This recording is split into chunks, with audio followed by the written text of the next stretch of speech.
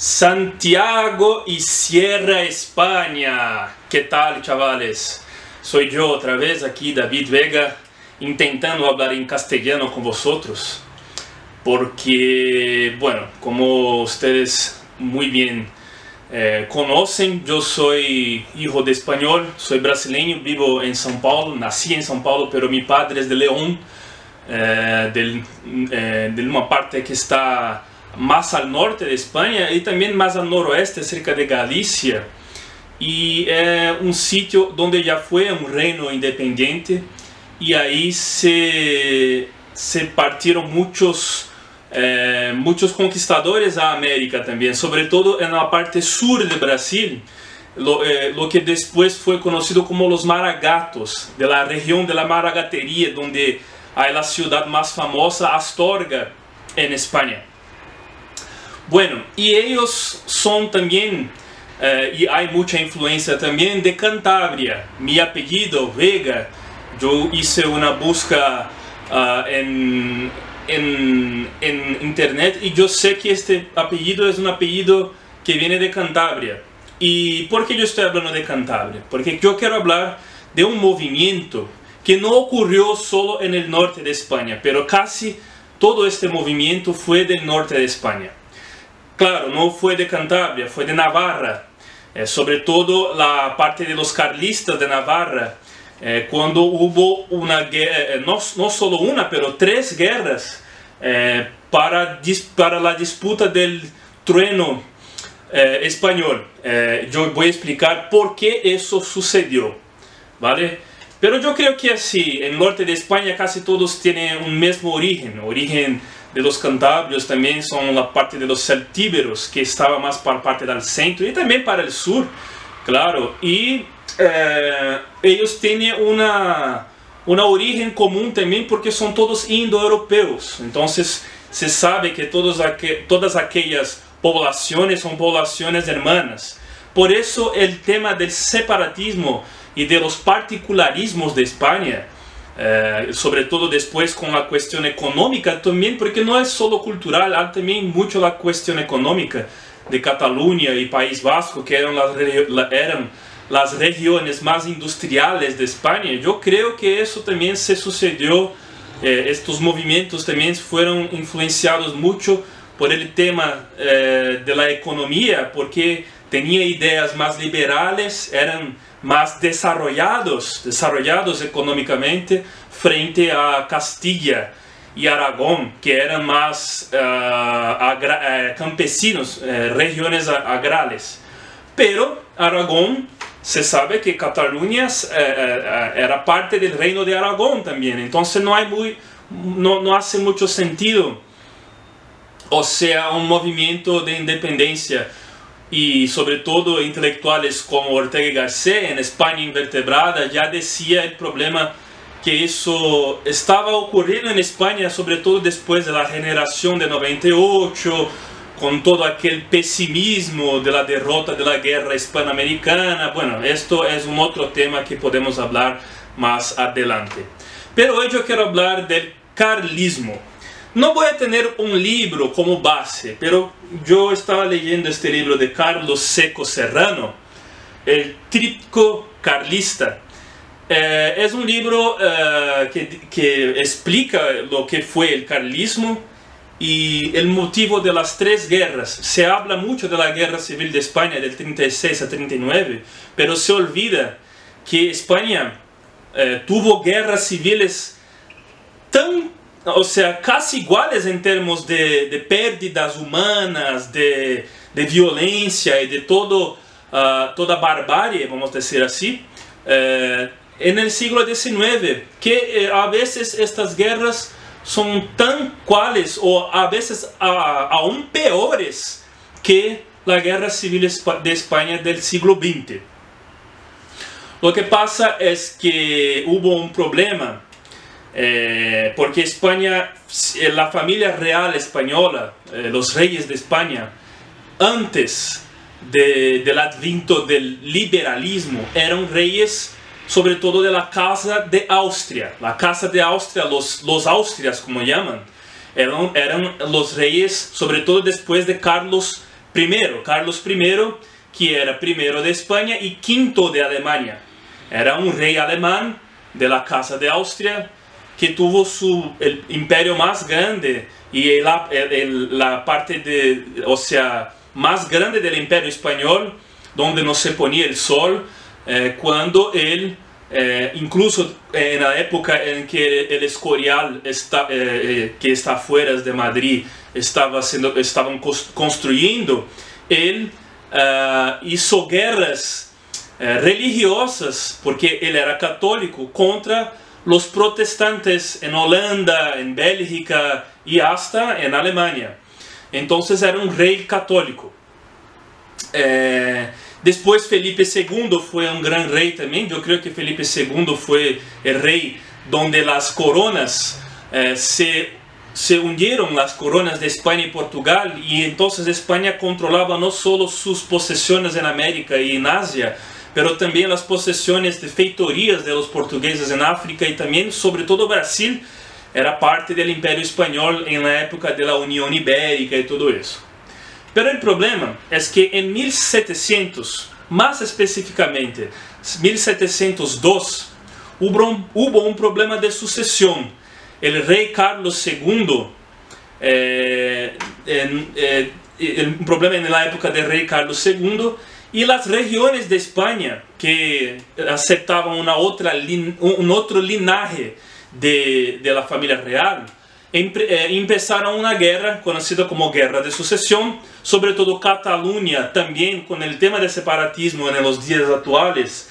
En los días actuales Cataluña viene con este argumento de la Guerra de Sucesión, y después de un acuerdo, hubo un acuerdo en Haia y el acuerdo de paz de Utrecht. El acuerdo de paz de Utrecht en Holanda se puso fin a esta guerra, y los ingleses lucharon en esta guerra, poniendo fin a esta guerra. ¿Por qué? El hijo de Carlos II, que era Felipe era descendiente, yo creo que, no sé si era nieto, yo creo que era nieto. Yo sé que él era descendiente del rey francés Luis XIV, el rey Sol, del absolutismo, el rey de los estados absolutos y todo eso. Entonces hubo ya una guerra entre lo que iba a ser después con Napoleón, entre Inglaterra y Francia, y España en esta época de la Guerra de Sucesión, y después más tarde en 1808 va a ser el palco sobre todo de estas guerras entre Francia y Inglaterra, que tenían dos tipos distintos de liberalismo, que después va a ser importado en España este tipo de liberalismo, y va a ser una alteración en la Casa Real Española, lo que va a, como consecuencia, empezar, vamos a decir así, las guerras carlistas del siglo XIX.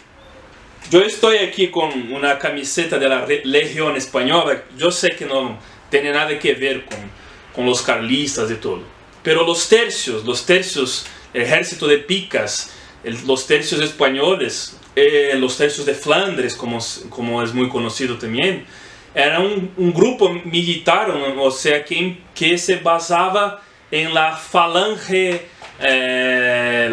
macedonia, vamos a decir así, la falange griega. Y en la Guerra Civil Española del siglo pasado, los carlistas estuvieron junto con los falangistas, y la Legión de España fue creada en la época, yo creo que de la dictadura de Primo de Rivera, en los años 20, para luchar sobre todo en África, el ejército de África, el ejército, y como llamaban los generales africanos, los regulares de África, los regulares moros, que estuvieron juntos en la Guerra Civil de España.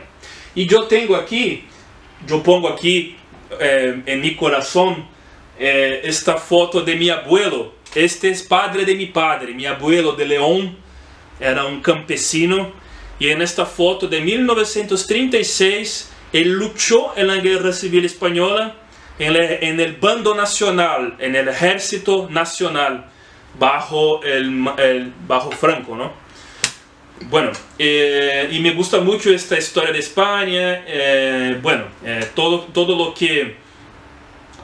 que tiene de historia, no solo España, pero también de Hispanoamérica. Yo creo que hay que hacer una revisión con otra visión, porque aquí en América, yo creo que en España también, las escuelas, las universidades y todos estos institutos, vamos a decir así, ellos siempre quieren hacer una revisión de la historia, poniendo a los españoles como malos, los portugueses como malos, así como hace la leyenda negra. Entonces, para mí, que soy un hispanista, lo que yo pueda hacer para tener una otra visión de este hispanismo, de una América mestiza, de una América de la sangre española junto con la sangre indígena y africana también, o sea, de una América que creó una nueva gente, un nuevo tipo de gente, o sea, que también son hispanos de todos los colores. Yo voy a hacer siempre esta lucha para, o sea, que los jóvenes, sobre todo, tengan una otra visión de la madre patria, Bueno, este escritor, Carlos Seco Serrano, fue un gran historiador español, que su padre fue leal a la República en la Guerra Civil Española y fue ejecutado por las tropas sublevadas.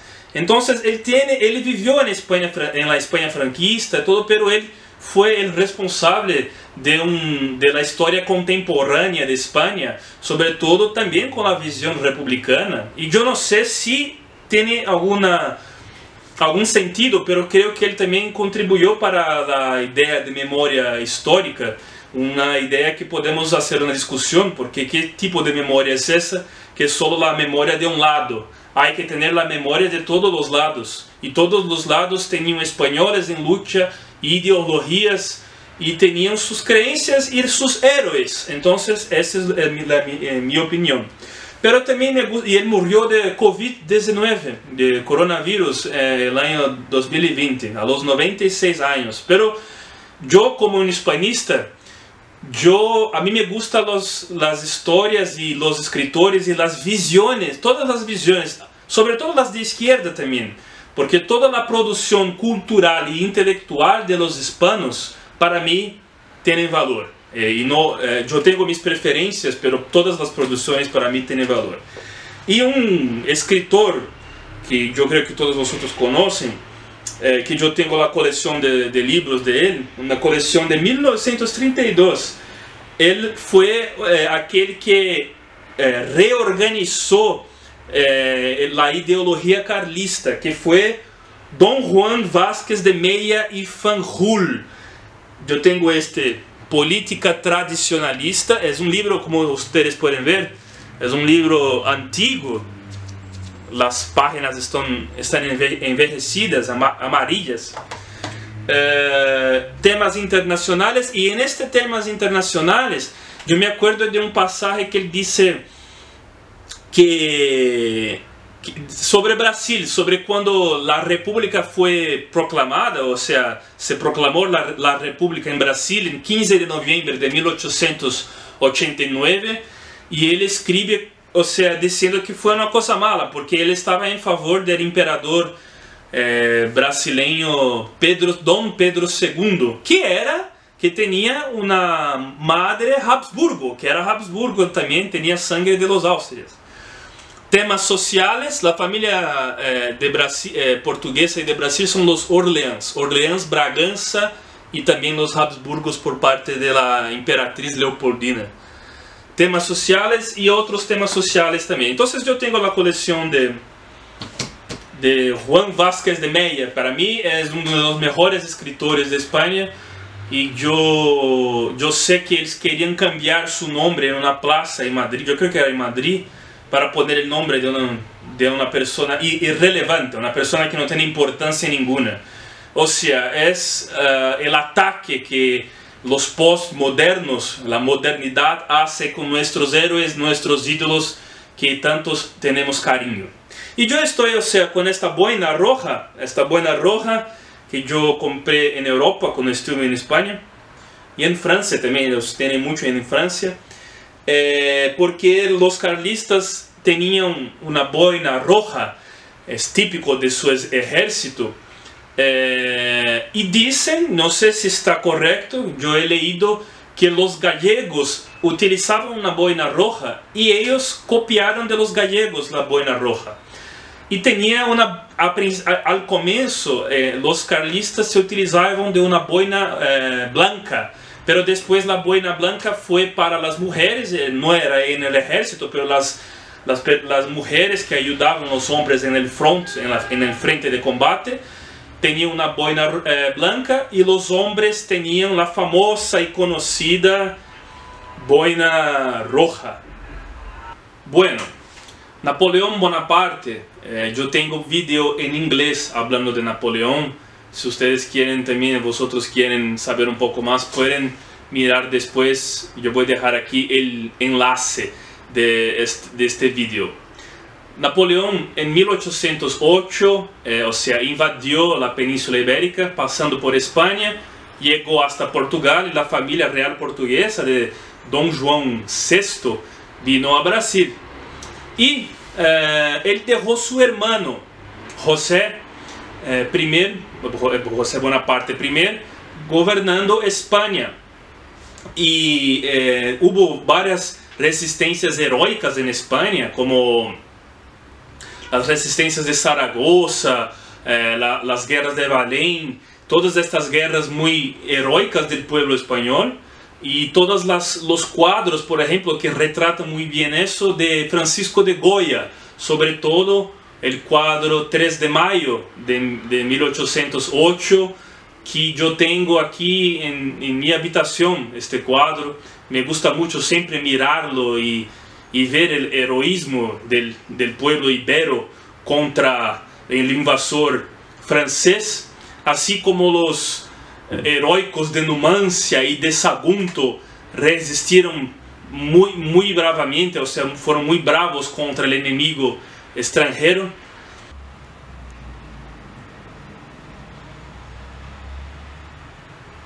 Bueno, lo que pasa es que después del hermano de Napoleón salir de España como rey de España, había el rey Fernando VII, que era un rey conocido como el rey deseado. A todos ellos querían este rey en España.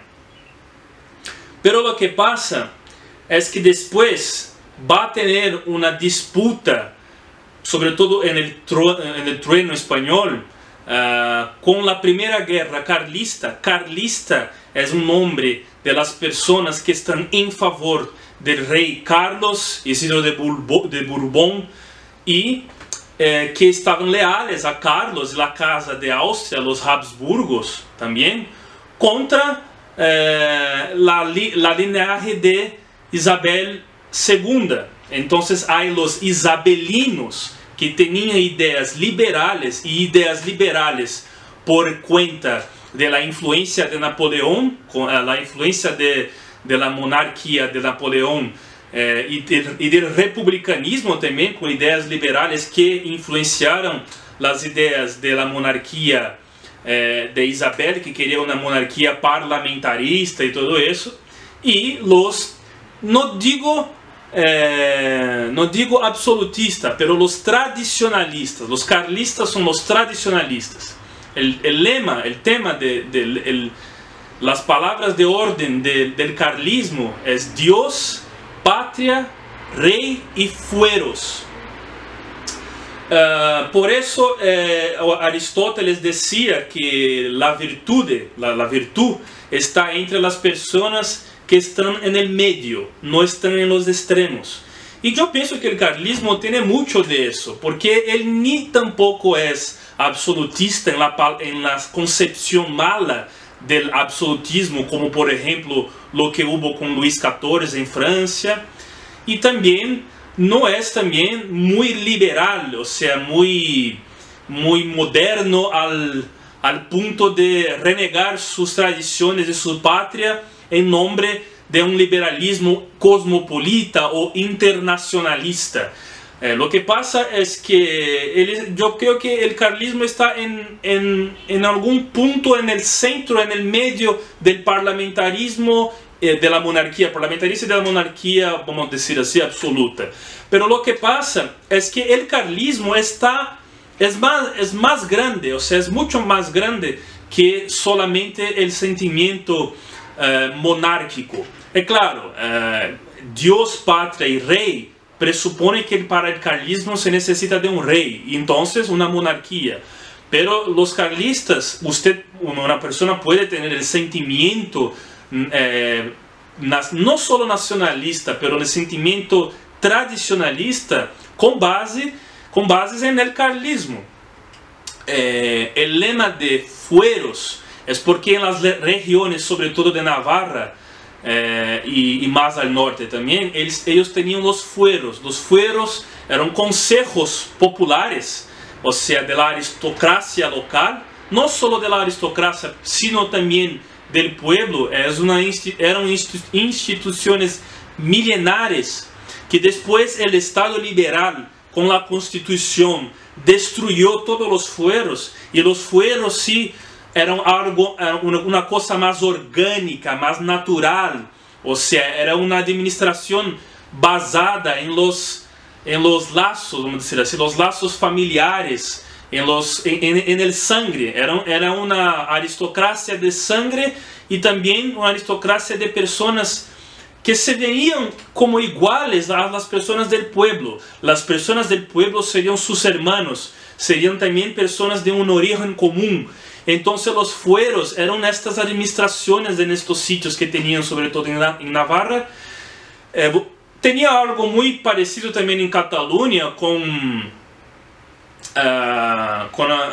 algunas instituciones también locales, o sea, que fue después erradicada por la República también, pero la República se utilizó de ella como los somatén. Los somatén, después Franco, mismo Franco se utilizó del somatén como una especie de un brazo auxiliar, un brazo de soporte a la Guardia Civil.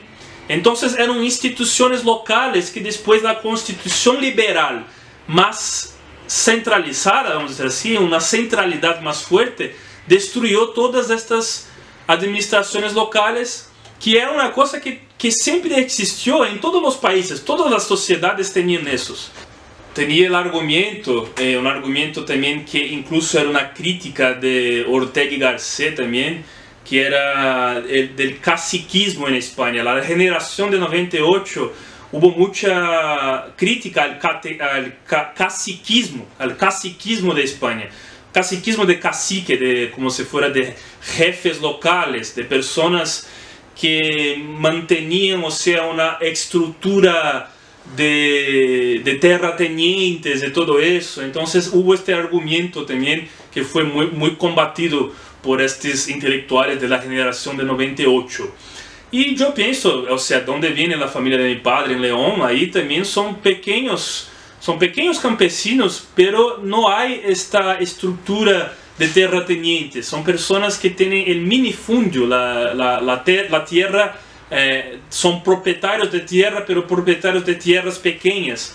Sobre todo estos sitios son sitios donde el ideal más tradicionalista se fue más fuerte, porque en el sur las ideas de izquierda, vamos a decir así, se cayeron muy bien contra los terratenientes que tenían latifundios y propiedades muy grandes. Un otro autor que me gusta mucho, que yo tengo su libro aquí, es Ramiro de Maeztu. Ramiro de Maeztu, que escribió La defensa de la hispanidad, cuando él estuvo exilado en Argentina, no exilado, pero fue como si fuera un embajador en Argentina. Él conoció a un padre que le dice el concepto de hispanidad, y después escribió este libro de la defensa de la hispanidad, donde él defiende ya las ideas, por ejemplo, incluso de mestizaje en América, de una gente nueva y todo eso, que son ideas que después ser adoptadas por la falange, ideas adoptadas incluso por grupos nacionalistas diversos, diferentes, como también los carlistas, que intentan traer todos aquellos símbolos del pasado, como la aspa de Borgoña, la cruz de San Andrés, la aspa de Borgoña, de los tercios y todo eso, que era de la época de los Austrias, del apogeo del ápice del Imperio Español. Y bueno, Ramiro de Maeztu infelizmente fue asesinado por los comunistas en el comienzo de la guerra civil, en el inicio de la guerra civil. Entonces, después de las importaciones, de la importación de las ideas o de los ideales liberales en España, por cuenta de las invasiones napoleónicas, todo ha cambiado por una nueva mentalidad de monarquía, que era la monarquía parlamentarista y todo eso. Ellos tuvieron una constitución que fue la constitución de 1812, es una constitución liberal, y el liberalismo fue muy fuerte en Portugal. O sea, el liberalismo fue, a pesar sin embargo, de la familia real portuguesa salir de Portugal, los ideales liberales fueron muy fuertes en Portugal después de Dom Pedro I, que fue el Dom Pedro IV de Portugal, y que fue el monarca que hizo nuestra independencia. Portugal tenía una monarquía con ideales liberales, y muchas veces en Portugal estuvo, o sea, aliado sobre todo de Inglaterra, y tenía aquel tratado de Milton, todo eso, de los panos, de los pañuelos de vinos que llamamos, los tratados de los pañuelos de vinos.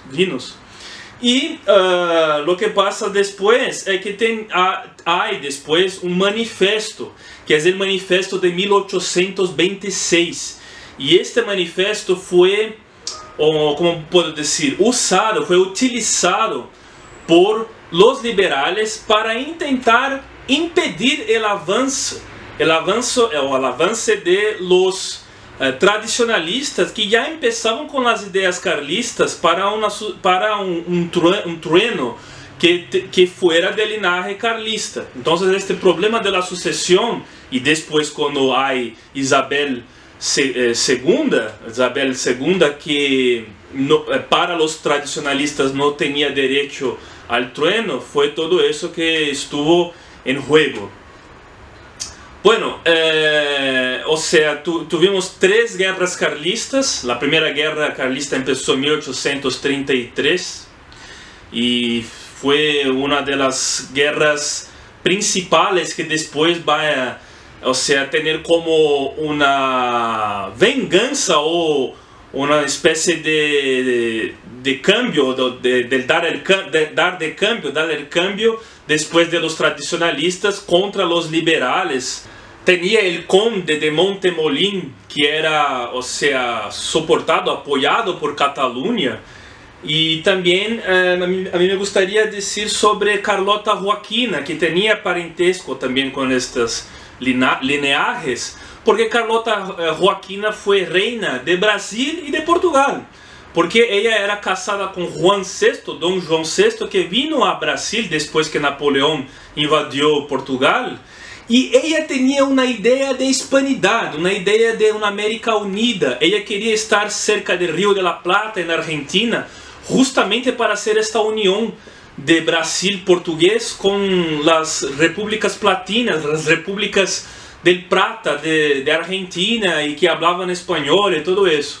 Y infelizmente las personas tienen una imagen muy mala de Carlota Joaquina y también de Juan VI, porque dicen siempre que eran burros, ignorantes y todo eso, pero no es así, la historia no es así.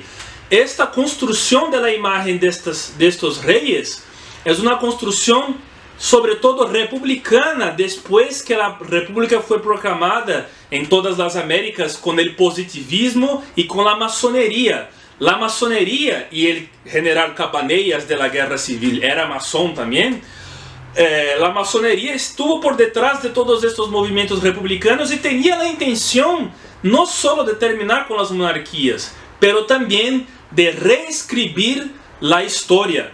Había un general muy conocido, Zumalacárregui, el tío Tomás Zumalacárregui, que era un general que empezó casi con ese movimiento carlista.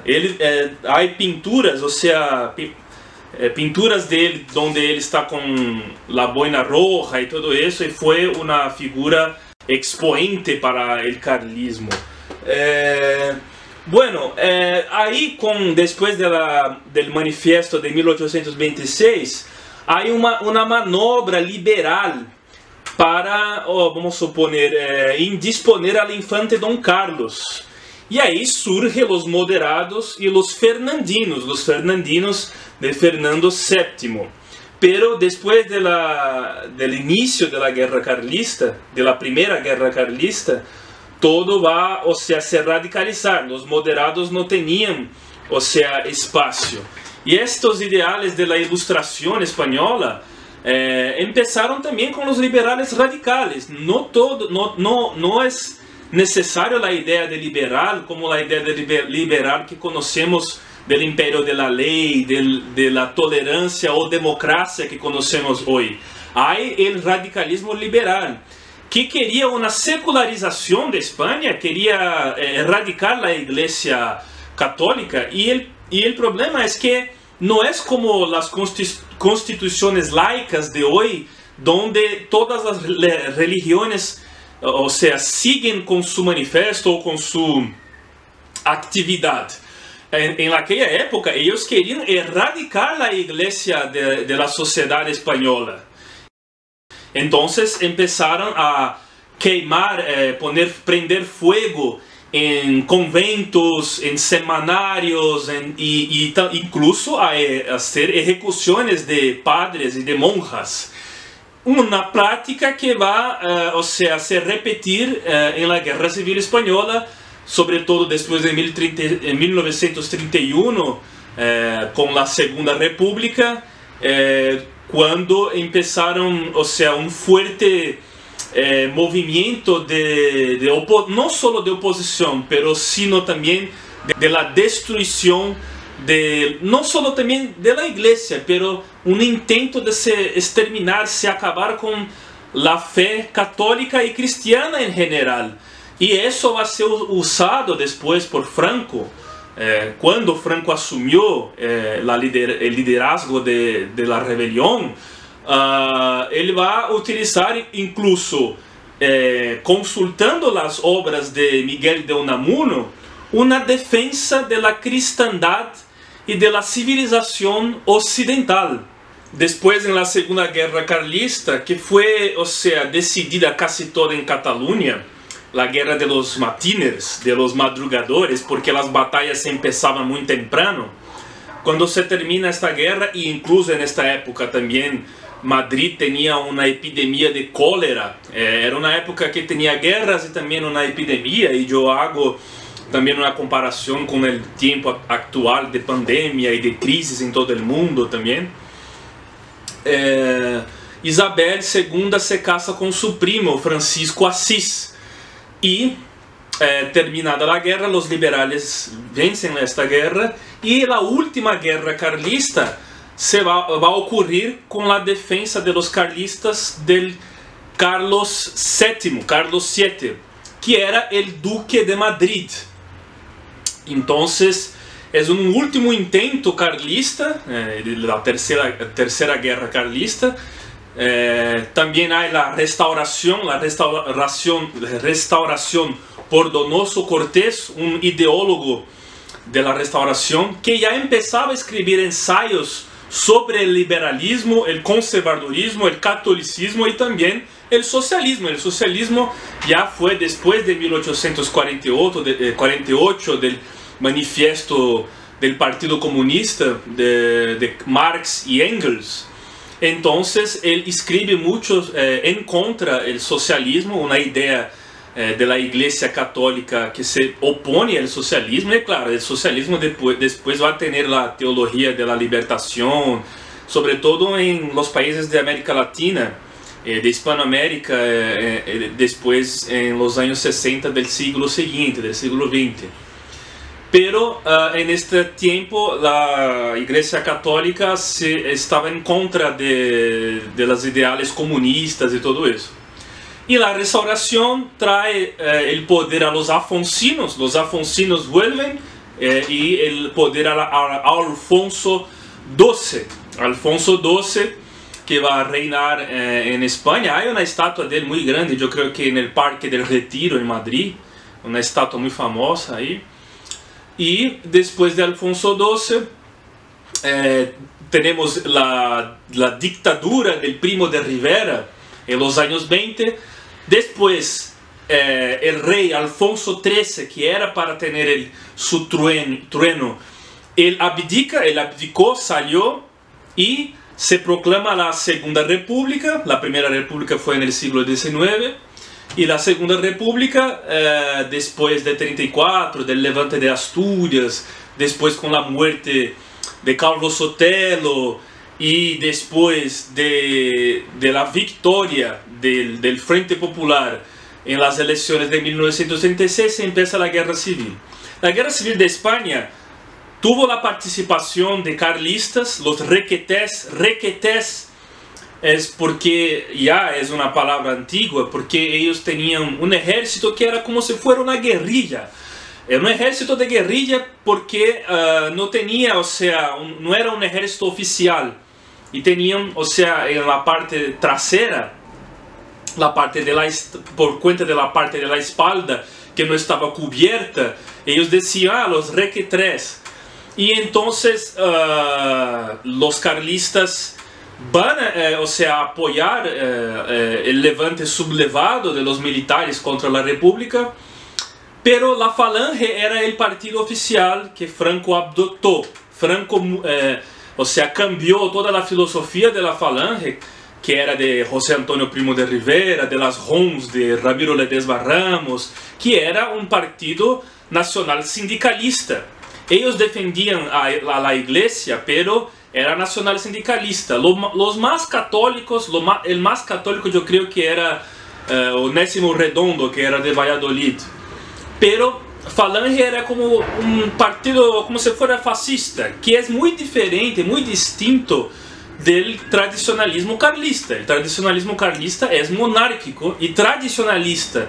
O sea, son más conservadores que revolucionarios. Y la Falange era más revolucionaria, era una especie de socialismo no marxista. Hay el socialismo internacionalista marxista y el socialismo nacionalista, que es más de los fascistas. Y la Falange se parecía más con eso, pero lucharon juntos en la Guerra Civil de España.